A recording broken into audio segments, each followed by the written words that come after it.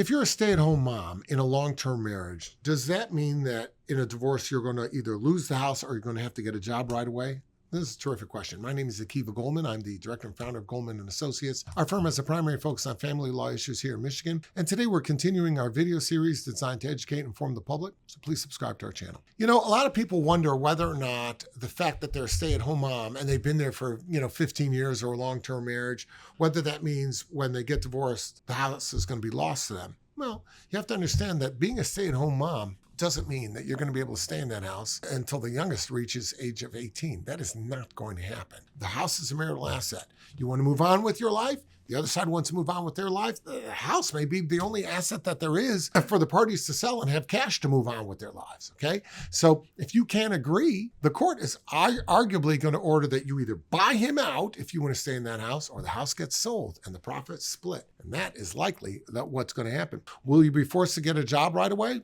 Nobody's going to force you to do anything. But the truth of the matter is you will subsist on your property settlement. You'll get some child support. And if it may or may not be an alimony case, so that may or may not factor in. But that's all things you're going to get. Is that enough for you to live the rest of your life? Fine. If it is, then I guess you don't need a job. The problem is eventually your child support is going to diminish because the kids are going to age out. At that point in time, will you be able to get a job? Will you need to get a job? Maybe you will. The kids could turn 18, which means you don't get to support anymore in most cases, but they could still be living in your house. You could still have to feed them and support them. So are you going to wait till then to look for a job? Maybe it's more practical to get into the job market now so you have experience and all that, rather than go into the job market in 5 or 10 years when you have no experience and now, you still have to feed these kids. So nobody's going to force you into the job market, but the practicalities of it may guide you in a particular direction. If you have any questions about that, reach out and we'll be glad to help you out. 248-588-3333.